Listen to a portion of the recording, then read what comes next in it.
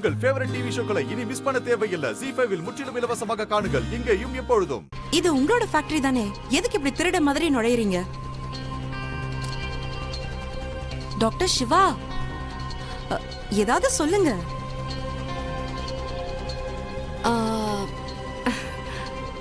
Doctor Siva, நீங்க உங்க ஃபேக்டரிக்கே எதுக்கு இப்படி திருட மாதிரி நுழையறீங்க? வாங்க கார்ட் கிட்ட சாவி கேட்கலாம். இங்க பாரு, அப்பெல்லாம் நம்ம கேட்க முடியாது. அட, சாவி கேட்காம நம்ம எப்படி உள்ள போறதா?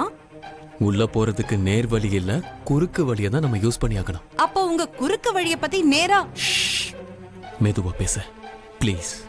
நேரடியா புரிய வைக்கிறீங்களா? ஆமா, இது உங்க ஃபேக்டரி. கார்ட் கிட்ட சாவி கேக்குறதுல என்ன ப்ராப்ளம்? ப்ராப்ளம் எனக்கு இல்ல, ப்ராப்ளம் நம்ம குடும்பத்துக்கு தான் வரும். அவங்களுக்கு ஏதாவது ப்ராப்ளம் ஆச்சு, அப்புறம் அவங்க நமக்கு ப்ராப்ளம் கொடுப்பாங்க.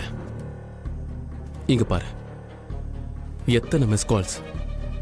ஆனா மறந்துடாத, நம்ம அவங்க விருப்பத்துக்கு எதிராக வந்திருக்கோம். ஐயோ கடவுளே! டாக்டர் சிவா, நாம என்ன செய்யறோம்?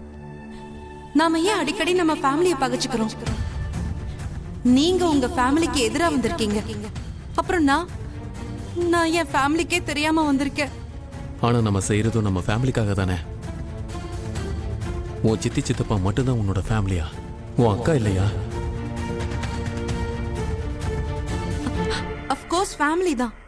அவங்க என்னோட அக்கா, என்னோட பெஸ்ட் ஃப்ரெண்ட். உங்களுக்கு ஒண்ணு தெரியுமா டாக்டர் சிவா? சின்ன வயசுல எனக்கு தப்பான கம்பெனி ஏற்படும் போதெல்லாம் என் காதை பிடிச்சு திருகி என்ன அங்கிருந்து இழுத்துட்டு வருவாங்க. ஆனா இன்னைக்கு பாத்தீங்களா, வாழ்நாள் முழுக்க தப்பான கம்பெனியோட சேர போறாங்க. நான் எப்படி விடுறது? எக்ஸாக்ட்லி. இந்த சின்ன அழகான விஷயத்த உன் ஃபேமிலிக்கு மட்டும் புரிஞ்சிருந்ததுன்னா இந்த ப்ராப்ளமே இருந்திருக்காது. தமிழ் படத்துல வர்ற இந்த சீன்ஸ் எல்லாமே நம்ம யூஸ் பண்ணிருக்கவே தேவையில்ல. யாருக்கும் தெரியாம வர்றது, இப்படி பைக்ல வர்றது, சொந்த ஃபேக்டரியில திருட மாதிரி இப்படி பதுங்கி பதுங்கி வர்றதெல்லாம் செய்ய வேண்டியது இருந்திருக்காது. சரி, அப்படி என்ன அந்த குட்டியான சிம்பிளான அழகான விஷயம்? எதை என் வீட்டாளுங்க புரிஞ்சுக்க மாட்டேங்கிறாங்க? அது வேற ஒண்ணும் இல்ல, எங்க அன்பு இல்லாம போகுதோ அங்க கல்யாணம் நடக்க வாய்ப்பே இல்லை.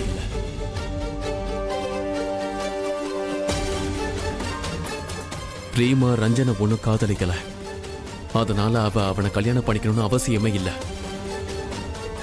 லைஃபுக்குன்னு ஒரு சிம்பிளான ரூல் இருக்கு. நோ காதல், நோ கல்யாணம்.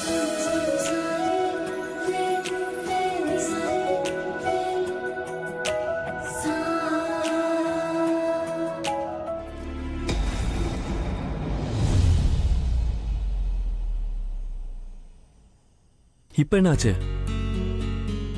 நீங்க கல்யாண விஷயத்த வெளிச்சம் போட்டு காட்டிட்டு இருந்ததுனால அங்க இருந்து யாரோ டார்ச் அடிக்கிறத நீங்க கவனிக்கல. சோ இப்பவும் நீ ஏதாவது தப்பு பண்றேன்னு உனக்கு தோணுதா? சித்தப்பாக்கு செஞ்ச சத்தியத்தை மீறதுக்கு ஒரு லுக் ஹோல் இருக்கு. ஆனா ரீமாக்கு நீ ராக்கி அன்னைக்கு கொடுத்த சத்தியம், அதை மீறதுக்கு எந்த லுக் ஹோலும் இல்ல. தப்பெல்லாம் செய்யல, தப்பு நடக்காம தடுக்கிறோம். சரி சொல்லுங்க, அப்படி என்ன அந்த குறுக்கு வழி? எப்படி உள்ள போறது?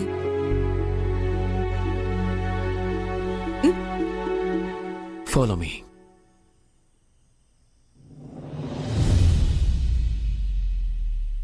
ZEE5 ஆப்பை டவுன்லோட் செய்து அனைத்து எபிசோடுகளையும் இலவசமாக பாருங்க.